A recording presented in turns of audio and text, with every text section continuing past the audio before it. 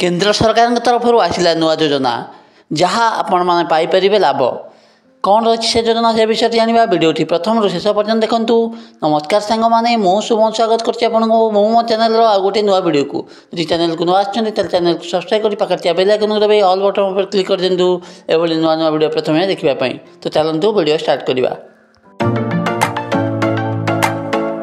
भारत में बेकार युवकों संख्या बहुत अधिक रही। अनेक लोक चाकरी पाई निरंतर चेष्टा करछंती किंतु सेमाने सफलता पाउनाहांती। विशेषकर अर्थनैतिक दुर्बल लोकंकु एही समस्यार अधिक क्षति सहिबाकु पड़ुछि। एहिपरि लोकंक पई केंद्र एवं राज्य सरकार अनेक योजना करछंती। एहिपरि एक योजनार नाम हेउछि पीएम विश्वकर्मा योजना, जेउथिरे अनेक पारंपरिक व्यवसाय शामिल होइछि। एहिपरि व्यवसाय सह जड़ित लोक एवं विशेषकर युवक माने एही योजनार लाभ उठाई पारिबे। तेबे एही योजनार संपूर्ण नाम हेउछि प्रधानमंत्री विश्वकर्मा कौशल सम्मान योजना। एही योजना अधीन कारीगर एवं हस्तशिल्प श्रमिक मानकु परिचय पत्र एवं प्रमाणपत्र जोगाइबा काम करायाउछि।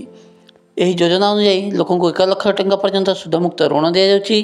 एहा परे द्वितीय पर्याय रे 5% सुध हार सहित 2 लाख टंका ऋण दिया जिवो।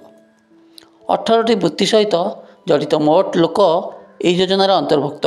एमानक मध्य रहिछंती बढ़ई, डंगा निर्माता, अस्त्र निर्माता, कमार, हातुड़ी और उपकरण निर्माता, ताला कारीगर, बणिया, कुंभार, मूर्ति कारीगर, पत्थर कटाड़ी, मोची, जोता कारीगर, राजमिस्त्री, झुड़ी बा मशीणा बुणाकार, झाड़ू, कपा बुणाकार, खेलना और कंडे कारीगर, भंडारी, माली, धोबा, दरजी और माछ जाल निर्माता अंतर्भुक्त।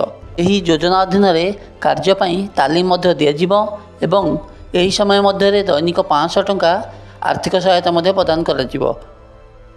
जदि आपण एही प्रधानमंत्री विश्वकर्मा योजना आवेदन करने चाहूँगी ताल जेकोसी जनसेवा केन्द्र में आवेदन करें। जदि अपडेट भल लगे ताले वीडियो को लाइक करदे।